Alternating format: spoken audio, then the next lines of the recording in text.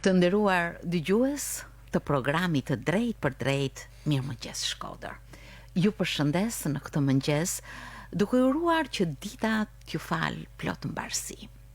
Do të ndalemi sot në një stacion shumë të dashur, që përbën një pjesë të rëndësishme të autenticitetit Shkodër, të asaj tradite të trashëguar, të atyre vlerave që nuk mund të nënvlerësohen asnjëherë, përkundrazi marrin gjithmonë një shkëlqim akoma më të madh, siç janë vlerat e trashëgimisë kulturore. Shkodra është një thesar, është një minjerë e jashtëzakonshme vlerash në shumë aspekte, por dhe trashëgimia kulturore ka treguesit e saj të mrekullueshëm. Përndryshe nuk do të kishim objekte, shtëpi, gjëra të veçanta, të cilët qëndrojnë thellë jo vetëm në memorie, por ekzistojnë në ditët tona si relikte të mrekullueshme. Në prag të ditës ndërkombëtare të trashëgimisë kulturore, është momenti të kthem me shumë respekt dhe vëmendje kokën në këto vlera, në njerëzit që i trashëguan, në shtëpitë tradicionale, në shumë çka që përbën këtë mrekulli që hyn në horizontin trashëgimi kulturore. Me mua sot në studio është zonja Majlinda Laçaj, drejtore rajonale e Drejtorisë Rajonale të Trashëgimisë Kulturore. Mirëmëngjes, mirë se keni ardhur në studio. Faleminderit. Jeni në prag feste, ose më mirë të themi sot festoni pak më shumë sepse është edhe ditë pune dhe ditë ditë ngjeshur. Natyrisht trashëgimia kulturore e cila përmbledh vëmendjen e drejtorisë suaj është një fokus i madh vështrimesh që hedhin dritë mbi të shkuarën e hershme dhe shumë të hershme tonën, apo jo?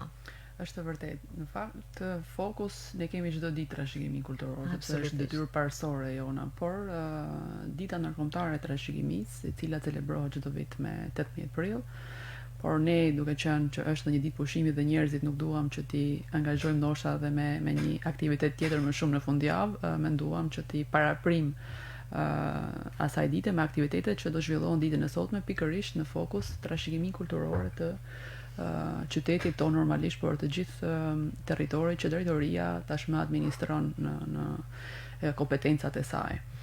Ashtu si që thatë edhe ju dhe prezentuat jashtëzakonisht bukur, Shkodra është një thesar vlerash dhe dua t'i bashkohem edhe këtë marrë këtë lë, sepse nuk di dhe ku të orientohesh, sepse gjithë secila me identitetin e saj të magjeps dhe të bën për vete.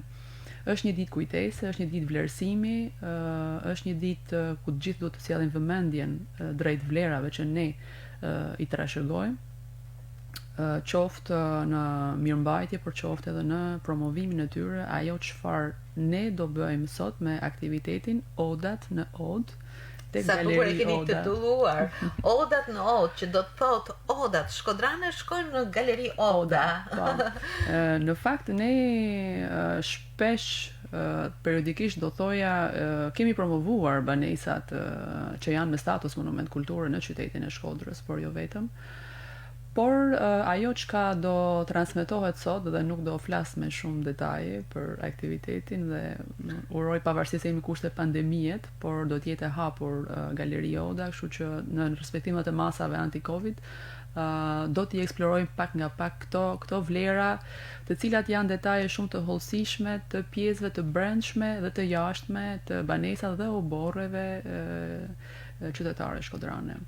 Në fakt, në vazhdimsi të bisedës thashë ne kemi promovuar, por ne kemi promovuar tërësinë e objektit, tërësinë me gjithë çka ka dhoma, tavanet, kurse sot janë detaje të hollësishme të brendshme dhe të jashtme të banesave. Dhe sa bukur t'i shohësh në fokusin e artistes dhe fotografes Rozafa Shpuza. Gjej rastin edhe ta falenderoj sepse është treguar e gatshme për këtë bashkëpunim. Realisht jemi të nderuar, kemi edhe çfarë transmetojmë. Puna jonë bëhet edhe shumë e lehtë sepse pasuria që kemi na lehtëson te maset dhe na privilegjon për hir vërtetës në realizimin sa më të mirë të punës tonë. Në fakt flasim për një pasuri të madhe. Çfarë harte dhe çfarë mund të futet në trashëgimi kulturore? Objektet janë të shumta, duke filluar nga kështjellat, kalat, sitët arkeologjike, banesat, veprat inxhinierike siç janë murat, objektet e kultit, ka një shumëllëshmëri, por kryesisht listën në numerologji e kryesojnë banesat. Sidomos në qytetin e Shkodrës janë të shumta. Interesante, sepse koha, jeta urbane gjithmonë të thret drejt ndërtimeve, modernizimit që janë betonizim. Është vërtet, po Shkodra për këtë shquhet sepse ruan dhe trashëgon vlerën, i rri besnike traditës dhe vlerave që të parë të tyre kanë trashëguar. Është dita për t'i falenderuar këto pronar të banesave sepse jo pa sakrifica për hir të vërtetës i kanë mbajtur dhe i kanë jetësuar dhe i kanë sjellë deri në ditët e sotme këto vlera të pandryshuara. Ka banesa që për hir të kushteve ekonomike të pronarve i kanë ndryshuar, por pjesa më e madhe i ruajnë në mënyrë perfekte vlerat unike që kanë. Në fakt, çfarë mund të futet në pasuritë të trashëgimisë kulturore? Ju thatë, përmendët një sër objektesh, duke filluar nga objektet arkeologjike, por edhe tek banesat. Vëre edhe nëpërmjet postimeve që ju keni dhe bëni vazhdimisht një vëmendje shumë të madhe banesa karakteristike shkodrane, e cila ka element të jashtëzakonshëm, të cilët të magjepsin, natyrisht. Po, është e vërtet. Në fakt, unë kam, do thoja, është një libër që profesoresh Zenepi Dibra, inxhinierja famshme, ka realizuar edhe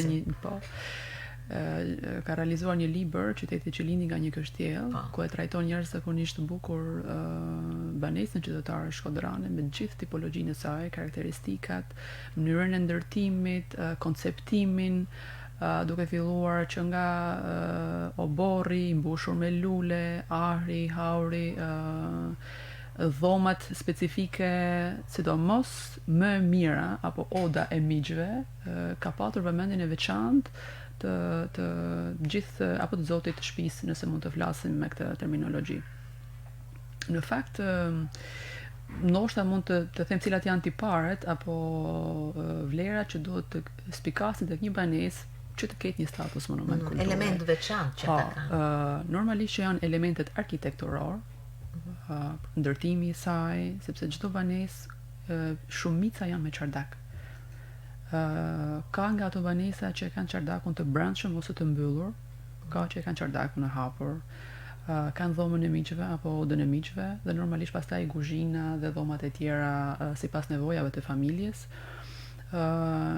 Deri vonë në oborrin shkodrane ka pas të mbjellë edhe pemën e manit, është një ndër elementet kryesor për mbarshtrimin e krimit të Mëndafshit, ku edhe kjo është një pjesë, një traditë e veçantë, e cila ka filluar që të rikthehet edhe një herë jo në mënyrë të shpeshtë, por ka filluar të rikthehet në për shembull artizanët e Vallt të Dejës. Po, absolutisht, artizanët e Vallt të Dejës, është edhe Zadrim artizanat, është Tereza Gega në Lezhë, nëse flas edhe në terma të qartë se ne imbolojmë si territor.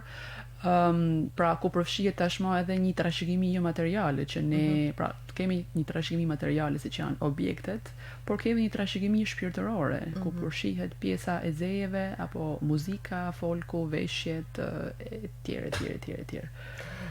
Sa e rëndësishme është ruajtja dhe e bukur apo edhe e vështirë për pronarët të jetosh në ambiente muzeale.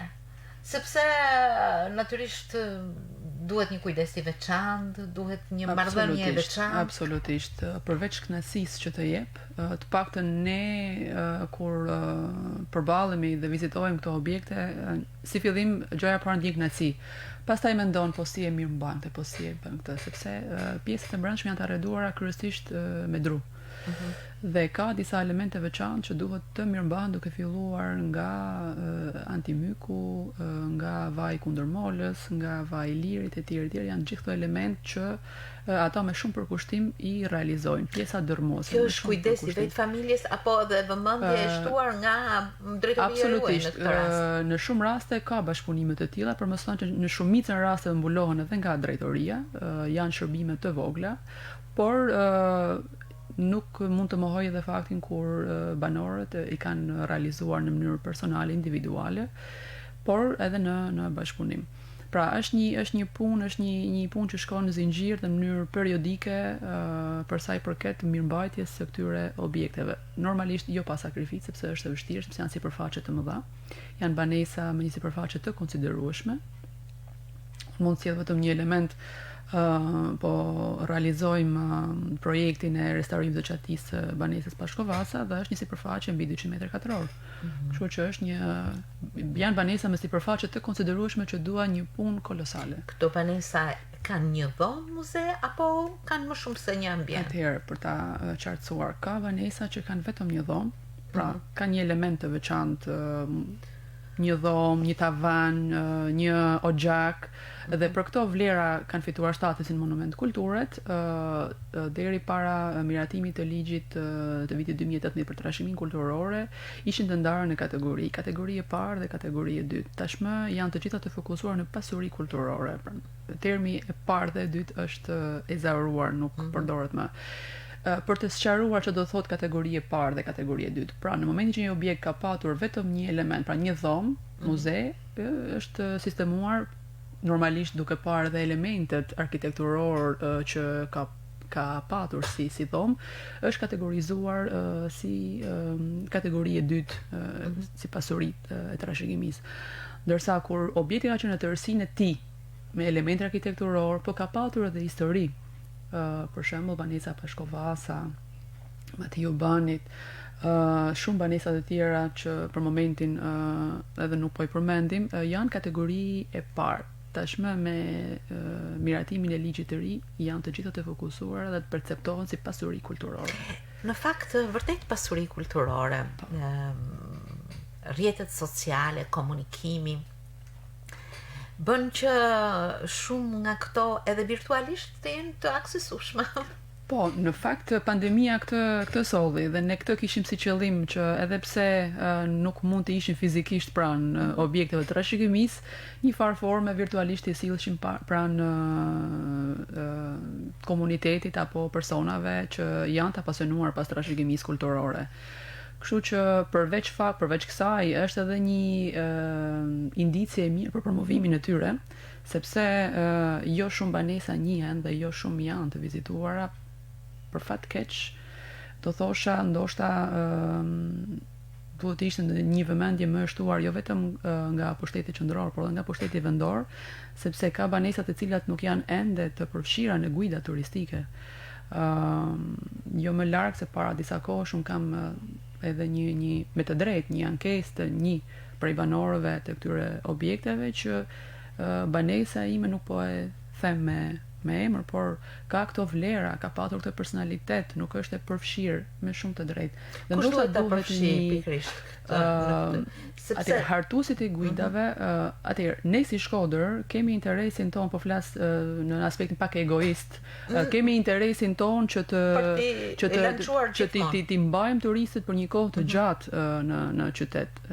Jo vetëm për të shpalosur vlerat tona, por trashëgimia kulturore tashmë do të shihet si një motor zhvillimi ekonomik. Dhe nëse ne nuk kemi këtë vizion, pavarësisht shikohet një herë, dy herë vizitohet, por ama ajo është vlerë që nuk sjell përfitim. Dhe gjithë qëllimi i kësaj pune që po bëhet është që objekti në pak fjalë të mbajë edhe veten. Pra të ketë një zhvillim ekonomik. Pra me sa u ndalëm tek banesat. Po. A janë të vizitueshme ato? A kanë një mundësi që ta kenë pikërisht këtë benefit që ju sapo Kjo duhet të bëhet edhe me një marrëveshje me pronarët e objekteve, sepse pjesa më e madhe e tyre dhe jetojnë brenda këtyre objekteve dhe është pak e vështirë ta kthejnë në të vizitueshme. Por, për shembull, marr si shembull banesën Ahmet Shurdha apo Muhamet Shurdha, ajo është lehtësisht e vizitueshme, ose banesa Pashkovasa, sepse nuk ka banor që jetojnë në numër të madh brenda tyre dhe nuk mund të sjellin shqetësim vizitorët për sa i përket, sepse përditshmëria jon kur ke edhe njerëz që të vinë çdo ditë mund të bëhet edhe pak e bezdisshme. Por ama këto janë objekte të cilat lehtësisht edhe me mirëkuptimin e pronarëve mund të kthehen të vizitueshme absolutisht. Ju përmendët banesën Shurdha, unë do ta quaja nëse më lejohet një minjer të veçantë, është vërtet. Të objekteve të jetësore që kanë qenë sikur flasin, të gjitha flasin. Pasuri e familjes së trashëguar në breza, e ruajtur e mirëmbajtur me shumë kujdes, pavarësisht peripecive që ato kanë kaluar si familje për hir të vërtetës. Unë e kam vizituar rastësisht gjatë një inspektimi që ne po bënim nëpër objekte trashëgimisë, ishte fillimi i kisha marrë detyrën dhe kisha dëshirë që t'i shikoja nga afër gjitha këto objekte. Nuk është si isha njohur më parë, për hir të vërtetës ndoshta kjo do të shërbejë edhe si një propozim ndoshta instancave përkatëse që të futet si lënd që në fillore trashëgimia kulturore, pra të jetë një lënd specifike, sepse jo vetëm Shkodra, por gjithë Shqipëria është jashtëzakonisht e pasur me objekte trashëgimisë kulturore materiale. Dhe por ndoshta kjo është çështje një diskutimi tjetër. Dhe nisur nga kjo, sepse njihshim shumë pak objekte, një pjesë e mirë vetëm nga fotot, Muzeu Osokuka, Kalaja Uramesit, Kalaja Drishtit, pak a shumë këto ishin objektet që ne që të vegjël mund të ishim njohur me këto objekte. Dhe kisha dëshirë kur pash listën aq të gjatë të banesave, kisha dëshirë që t'i prekja nga afër, t'i shihja, ishte shumë kurioze. Dhe për hir të vërtetës historia me Ahmetin është shumë e bukur, sepse edhe me të drejtë shpesh herë dyert e banesave, institucioneve nuk u hapen për shumë arsye. Mungesa bashkëpunimi ndër vite, pak nasi që mund krijohen, por ne kemi një fjalë të urtë që gjuha të lidh dhe gjuha zgjidh. Absolutisht. Kështu që për mua parsor është komunikimi dhe mënyra e komunikimit na afroi shumë dhe sot jemi bërë miq jashtëzakonisht të mirë. Sa derën te Ahmeti ne kemi të hapur për çdo lloj dhe një mrekulli, objektesh, histori, nuk gjej fjalë për ta krahasuar gjithë ato plotësi, objektesh, artefaktesh që gjenden në atë banesë. Është e jashtëzakonshme, janë të mrekullueshëm, flitet qartë, dëshihet qartë, një jetë shumë e pasur, vlerash, elegancet, kulturet, edhe për ta ilustruar të llogarisësh, më falni, të llogarisësh që janë edhe një ndër familjet e shumta shkodrane që kanë strehuar dhe hebrej gjatë luftës së dytë botërore, dhe kjo është një vlerë tjetër e shtuar e shkodranëve. Dhe po të qëndrohem pikërisht tek fisnikëria, eleganca, komunikimi, mirësia që shpalos vlerat veçanta shpirtërore, ti drejtohemi vetëm një ftese për pjesëmarrjen në dasmë. Është vetëm një nga elementet. Ndershmi mik. Po sa shumë politesë, sa bukur, një mrekulli në komunikim. Nganjëherë mendohemi në këto rrënjë të veçanta të shpirtërore që bëjnë komunikimin të veçantë dhe themi pse të largohemi prej tyre apo jo.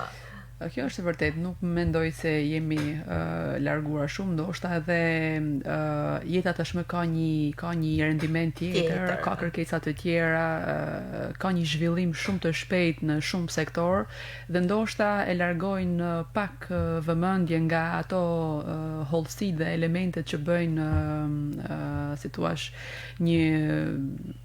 një ftesë po fokusohemi te ftesa, një ftesë të tillë me shumë klas, me shumë delikatesë, me një se besoj në atë kohë ftesat pavarësisht se kanë qenë në një numër të madh, por kanë qenë ndoshta të ideuara nga vetë familjari. Pra teksti është shkruar nga vetë familjari, kurse sot i gjen në treg i ke një standard sot gjen çdo gjë, po duhet të jetë një standard më afërt me shpirtin. Kanë filluar unë vëre, sidomos qoftë në ditëlindje edhe në festa, në martesa kanë filluar pak ftesat e jeti të personalizuara. Nuk është se nuk besoj se ka humbur ajo. Është vërtet. Po, desha të dija, ju keni një hartë, një listë të madhe të objekteve të trashëgimisë kulturore. A mbetet përsëri në vëmendje për të zbuluar të tjera? Absolutisht, është një ndër detyrat kryesore të institucionit, përveç promovimit, ruajtjes apo mirëmbajtjes të objekteve që tashmë janë në listën e monumenteve. Detyrë kryesore jona është edhe evidentimi i vlerave të reja për qenë potencial pra për të shpallur pasuri kulturore. Mund të përmend disa që ne tashmë i kemi, pa dashur të përmend objekte që janë shtuar, që nga 2015 janë shtuar listës së monumenteve, por kemi edhe disa në proces, që unë mund t'i përmend shumë mirë me emra. Kemi fortifikimin e Spatharit, kemi vendbanimin e Spanit që është në Pult në Dugagjin, kemi fortifikimin e Belajt, kemi në proces është kisha e Shënmërisë në fshatin Kaq, në bashkinë Vaudejës. Janë shumë objekte të cilat janë evidentuar, janë studiuar, janë realizuar dokumentat për hartimin, pra për të ndjekjen e procedurave për shpalljen monument kulture dhe janë depozituar pranë Institutit Kombëtar të Trashëgimisë. Që drejtoria juaj përbëhet nga specialistë të fushave të ndryshme përkatëse, siç është arkeologjia, siç është restauratori, artisti pamor që i shikon për të restauruar të gjithë elementët, qoftë nga ana artistike apo funksionale të këtyre objekteve apo tërësisë së një. Po, është vërtet. Vetë institucioni kërkon disa profesione specifike, jo çdo kush mund të punojë pranë monumenteve, sidomos bëhet fjalë kur puna kryesore është terreni. Sepse duhet një sy normal, jo vetëm i formuar, por edhe i stërvitur, i praktikuar, njohës shumë i mirë historisë dhe i vlerave apo i artefakteve apo i mënyrave të ndërtimit në periudha të ndryshme kohore.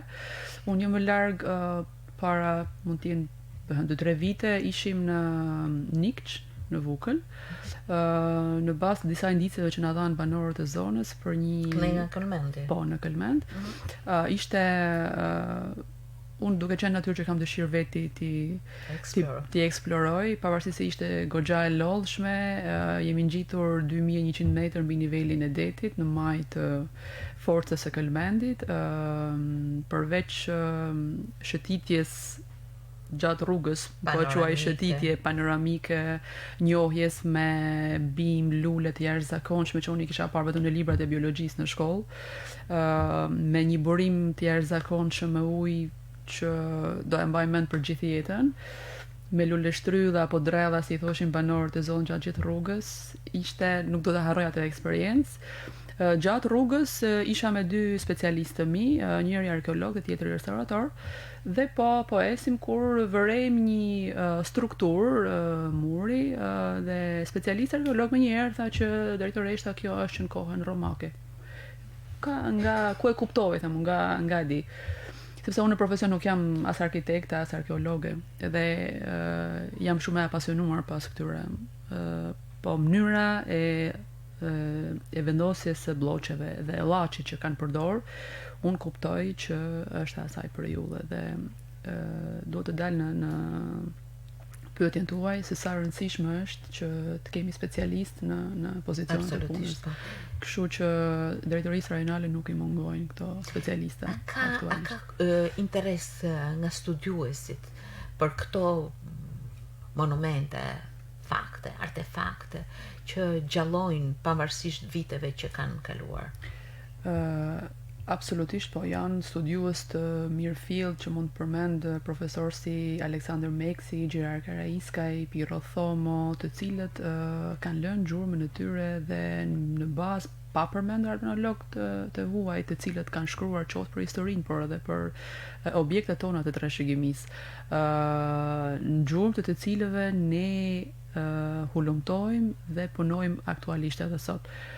Ka edhe të rinj që janë shumë të interesuar, por kryesisht vinë më tepër për tema diplomet, për doktoratura, ndoshta duhet të ketë edhe kjo një vëmendje më të shtuar për sa i përket ndoshta hulumtimit dhe studimit dhe të ecjes përpara të kësaj arkitekture që ne posedojmë. Ndërkohë që elementet e arkeologjisë janë gjithmonë në vëmendjen edhe të studiuesve të huaj, madje. Absolutisht, unë do të thosh në ekspedita të shumta që ata kanë zhvilluar. Së fundi, vitet e fundit, pavarësisht 2020 që ishte një vit që natyrisht ndryshoi shumë çka dhe ndërpreu shumë punë të bukura që filluan në vitet paraardhëse.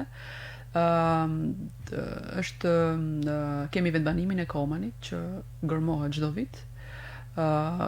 Kemi edhe një risi të re, siç është punimet e reja apo puna e re kërkimore shkencore që po realizohet në Bushat deri në 2019 nga Universiteti i Varshavës dhe Instituti i Arkeologjisë.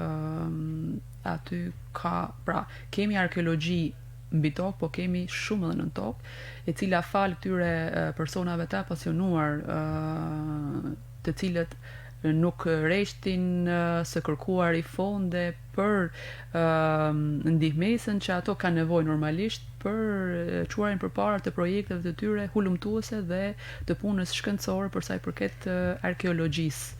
Në fakt ju përmendët fondet. Po. Ka fonde të mjaftueshme. Besoj se asnjëherë nuk janë të mjaftueshme. Për hir të vërtetës, trashëgimia kulturore nuk ka asnjëherë mjaftueshëm. Sado që të disponohet, sado që të kesh vëmendjen, gjithmonë ka vend ku duhet të investosh. Vëmendje duhet të jetë tepër e shtuar, sidomos për pjesën flas gjithmonë tek studimet shkencore që do të realizohen për të nxjerrë potencialet që janë të fshehura, kjo është shumë e vërtetë. Por ama ka edhe diçka tjetër, flas në një aspekt tjetër pastaj të mirëmbajtjes së objekteve që nuk duhet të presim gjithmonë nga shteti, sepse në fund të fundit tashmë edhe me ligjin e ri të trashëgimisë kulturore, sidomos për banesat private, duhet të ketë një bashkëpunim të ngushtë me shtetin për sa i përket projekteve mirëmbajtëse apo restauruese në këto monumente. Ndërsa ajo shtëpia e Luigjë Burakuqit nuk diskutohet më, është një dhimbje, ndoshta, por shqyr që kemi kaq shumë të tjera që Shkodra ka banesat qytetare shkodrane ka një diçka, ka një tipologji pothuajse tek të gjitha të përbashkët, por po ta shohish në detaj pastaj shef se kanë edhe ato veçantitë veta. Por ta shohish në kompleks, kanë të njëjtën tipologji ndërtimit pothuajse tek të gjitha. Në fakt përmendim edhe objekte arkeologjike që nuk janë në familje, sepse në përgjithësi vihet e re kjo dashuri, kjo ngrohtësi e mbajtjes me kaq interes, me kaq dashuri të pakufishme për identitetin. Por bëhet fjalë edhe për objekte që janë në fushë, në mal, mbi kodër, a janë gjithmonë të ndërgjegjshëm njerëzit që duhen respektuar, duhen ruajtur, nuk duhen dëmtuar. Kjo është një sfidë rrallës, pasi vitet e fundit janë ndërgjegjësuar goxha për hir vërtetës. Por vepron ligji. Por sido që të jetë përsëri ka vend për punë normalisht dhe për bindje, sepse jo të gjithë janë të ndërgjegjshëm për dëmin që i bëjnë, sepse gërmimet e paligjshme tashmë njihen dhe ka rëndom, pavarësisht se jo dukshëm, fat është se nuk kanë edhe njohuri të mira për sa i përket ndoshta vendodhjes së këtyre potencialeve arkeologjike. Një pjesë e mirë nuk është se janë edhe të shfaqura mbi tokë, janë ndoshta syri vetëm i një profesionisti mund ta dalloj elementin apo mund ta dalloj një objekt mund ta quajmë arkeologjik në për shembull në Koman në 2015 kur ka filluar më parë, por kur shkova unë për të parë dhe për të ndjekur inspektimet dhe punimet që po bëheshin, shoh se aty ishte një kishë e jashtëzakonshme, me një sipërfaqe të konsiderueshme. Dhe Edleva Nabani është arkeologja që udhëheq punimet, e përshëndesim edhe Edlevën. Në Francë. Është e jashtëzakonshme dhe po më shpjegonte që këtu ka qenë. Do ditë ajo ka referuar për luginën e Po, e pam njoftimin po në Francë, po. Në Francë. Na krenon kjo gjë për hir të vërtetës. Edhe po më shpjegonte që këtu ka qenë e mbuluar me gur, me ferra, po mirë them unë, ku e kuptove ti se është gjithë ky potencial. Vetëm të ky gur, tha. Ishte një pjesë e vogël e murit të kishës që domethënë ishte mbuluar pothuajse, po ishte një pjesë e vogël që kishte mbetur jashtë, vetëm të ky gur, thonë, kam kuptuar, tha, që këtu ka. Sa e rëndësishëm është roli specialistit. Dhe është shumë i rëndësishëm. Prandaj dua të them që në një farë aspekti themi jemi të lehtësuar që nuk ka dhe njohës kaq të mirë se ndoshta dëmet mund të ishin të pa konsiderueshme. Ndërkohë që kemi përsëri njerëz të specialistë aq të mirë, Helidonin ju e keni gjithmonë fusha, shmale, shkodrash për të zbuluar. I papërtuar, e përshëndesim Helidonin. Helidoni është i papërtuar, është punon prej vitesh në institucion. Unë edhe jo pa shaka shpeshherë them që tashmë jeni monumente kulturët edhe ju. Po kështu merr pjesë një njeriu. Ndërkohë nuk mund të lë pa përmendur dhe për t'ju pyetur për të famshmen xhaminë e Plumbit. Po.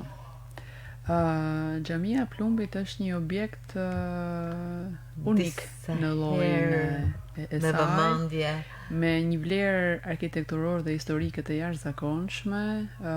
Besoj se tashmë ka marrë vëmendjen e merituar nga Ministria e Kulturës. Shumë shpejt do të fillojë dhe zbatimi i projektit, ku edhe ajo gangrenë e përvitshme që shoqëronte, besoj që do zhduket një herë mirë edhe objekti do shpëtohet nga përmbytja. Sepse është vetë zona që janë kushtet e terrenit, po janë kushtet e terrenit të cilat nuk e favorizojnë atë objekt për shumë arsye, pasi ajo aty kalojnë dy lumen, është nën nivelin e lumit Kirr dhe Drin, dhe sa herë që ka prurje të mëdha, normalisht që edhe toka është si një sfungjer, e nxjerr ujë dhe duket sikur në fakt nuk përmbytet. Ata janë ujëra nën toksor që dalin në sipërfaqe. Prandaj është vështirë. Dhe duket se ajo është një projekt i mirë menduar dhe realizuar me profesionalizëm nga Instituti Kombëtar i Trashëgimisë Kulturore. Unë personalisht e kam parë pjesërisht dhe mendoj që me mënyrën se si e kanë konceptuar ata për të larguar ujërat, besoj që është një projekt shpëtimi dhe nxjerrës në pa të vlerave të xhamisë së Plumbit, dhe normalisht rikthimin e saj në një objekt të vizitueshëm, pavarësisht se nuk është se nuk vizitohet në ditët e sotme, por në kushtet kur ajo është e përmbytur, njerëzit sikur edhe stepen edhe largohen. Natyrisht. Ndërkohë që për bri afër krejt ndriçon kalaja e Shkodrës, tashmë një mundësi e mrekullueshme e identifikimit të Shkodrës, sepse gjithmonë kur afrohesh ndjen erën e Shkodrës pikërisht me kalan që i afrohesh në hyrje të qytetit, ndërkohë që tashmë ajo është e ndriçuar dhe nata për të nuk është natë. Është vërtet. Në fakt kjo ishte një sfidë e kahershme dhe fal vizionit të Ministrisë Kulturës, por edhe mirë menaxhimit të punës së bërë gjatë viteve në këtë sit arkeologjik. U mundsua, ishte domosdoshmëri dhe ishte një detyrim kërshi kësaj perle, u mundsua ndriçimi. Në fakt është një projekt i cili ka përfshirë si fillim kalan e Shkodrës, të Beratit, të Gjirokastrës, Krujen dhe Apollonin mos u gabofsha, por në fokus të Ministrisë së Kulturës janë 15 kala në gjithë Shqipërinë që do t'i nënshtrohen në ndriçimit të këtyre objekteve. Është përfshirë edhe Kalaja Lezhës, është edhe Kalaja Shordhahut, por këto janë punë të cilat do të realizohen në sepse Shkodra nuk ka vetëm një kala. Normalisht. Dhe në një bisedë të tillë nuk mund të detajohen dhe përmenden të gjithë ajo pasuri e jashtëzakonshme. Para disa viteve në mos u gabofsha në 2012 u realizua ndriçimi i kalas së Rozafës, por nuk ishte i mirë menduar dhe ishte më shumë i gabuar se sa me vlerë dhe për t'i dhënë vlerë objektit. Në të gjithë botën ku të vizitosh dhe shohësh objekte trashëgimisë, shesh ndriçimi është nga poshtë dhe jo nga lart, sepse edhe në ndriçimin e përparshëm kur kujtoj, shikoje vetëm dritë dhe nuk lexoje muret. Ndërsa ndriçimi që është realizuar sot të bën të kuptosh dhe ti e kupton se aty është atë kalaja. Lexon çdo gur të saj. Le të shpresojmë që të ecim në të tilla koncepte, jo thjesht artistike, po funksionale. Funksionale, absolutisht. Që e bukur. Ndërkohë që sfidat e reja, natyrisht duke hedhur përshtrimin në këtë trashëgimni, e cila gjithmonë duhet të jetë komunikuese, duhet të jetë e aksesueshme, pse jo dhe fitim prurse, sepse të gjitha këto ecën paralelisht me jetën. Qëllimi kryesor në fundit ky është në fakt ajo çfarë ne shohim. Besoj që ky vit do të jetë shumë më mirë se viti që lam pas, sepse edhe po të shohim numrin e vizitorëve ka një fluks të shtuar krahasuar me një vit më parë, pavarësisht se ne një vit më parë kemi qenë në karantinë. Absolutisht ka qenë një situatë tepër nder, pikërisht në këtë kohë. Pikërisht në këtë kohë. Dhe nuk mund të bëj një krahasim, por shoh se gjërat kanë ndryshuar dhe gjërat lëvizin. Absolutisht që kemi një plan për vazhdimsi më të gjatë, ku ne synojmë që tashmë edhe me realizimin e ndriçimit, pra projektit të ndriçimit të kalas, realizojmë edhe aktivitete të shumëllojshme në kala gjatë edhe pasditeve, pasi tashmë çdo gjë është e mundur fal edhe pra projektit të ndriçimit, por përveç këtyre është edhe projektet janë projekte të restauruese apo evidentimi i vlerave të reja të trashëgimisë kulturore. Drejtoni një sektor shumë interesant, të bukur, një sektor që identifikon Shkodrën, ashtu siç edhe shpërndan shumë çka nga kultura e saj. Pas jo shumë ditësh do të keni përsëri një tjetër datë të shënuar, siç është dita e diversitetit kulturor, gjë që e bën Shkodrën përsëri një vëmendje të veçantë ndaj këtyre vlerave që ajo paraqet. Shkodra është një bashkëtesë vlerash të jashtëzakonshme, është si ajo nëna e mirë që i hap krahët për të gjithë. Në fakt nuk është momenti se ne po lavdërojmë një vend të cilën e duam shumë. I ka, nuk lodhemi të gjejmë fjalë bukura, kështu që ky është realiteti. Le të shpresojmë që këto vlera gjithmonë të jenë brenda nesh, të shpalosim edhe tek të tjera dhe të jenë frymëzuese, natyrisht. Besoj se po, dhe në përditshmërinë tonë një ndër qëllimet kryesore është edhe kjo, që të japim atë shembullin ton pozitiv, qoftë për ruajtjen, për mbrojtjen apo edhe për vazhdimsinë e jo vetëm të pasurive kulturore, por të gjithçkaje që përmbush jetën tonë. Pikërisht sepse duke u nisur nga tradita, shoh mjaft artizan, shoh mjaft njerëz që i rikthehen dhe duket se nuk është diçka e kaluar apo e pavlerë, përkundrazi që vlerësohet dhe që mund të marrin përsëri elemente të tjerë jetësor, gjë që e bën shumë unike në pasqyrimin e këtij shpirti të veçantë. Absolutisht, Shkodra njihet ndër shekuj për artizanatet e shumëllojshme që e kanë karakterizuar, duke filluar nga punimi, po marr filigramin apo punimi i arit apo gjithë këto janë galeri të veçanta, sokake të veçanta, janë element që nuk kanë se si të humbin. dhe fal edhe dashurisë, vëmendjes, por edhe nevoja për përmirësuar jetesën e tyre. Normalisht që këto zeje, po ky artizanat po rigjallërohet edhe një herë dhe është mrekulli, do thoja unë, po tjetosh në Shkodër, ti jesh në Shkodër, nuk ka se si të humbin këto element. Mjafton një shkëndijë e vogël dhe gjithçka shumohet dhe shtohet dhe vazhdon në perfeksion. Të jesh afër këtyre vlerave është të marrësh vlerë prej tyre. Dhe të frymëzohesh në punën e përgjithshme. Është edhe krenari sepse është një pjesë e identitetit tonë që ne na përfaqëson më së miri, do thoja.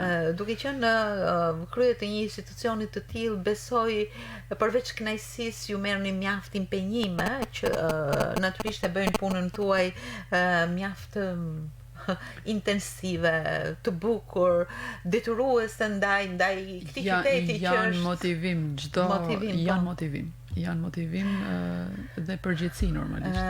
Gjithmonë kam këtë mendim që një bisedë nuk mund të rrokë të gjitha anët e problemit. Thjesht hedhim dritën në disa prej këtyre anëve, natyrisht për të ndjerë një lloj frymëzimi, një lloj jo thjesht informacioni, por sensibilizimi, vëmendje, respekti ndaj çdo gjëje që i përket këtij vendi dhe që duhet të jetësohet gjithmonë, duhet të shtohet në vlera, duhet të respektohet. Zoja Majlinda, unë ju falenderoj shumë për bisedën sot.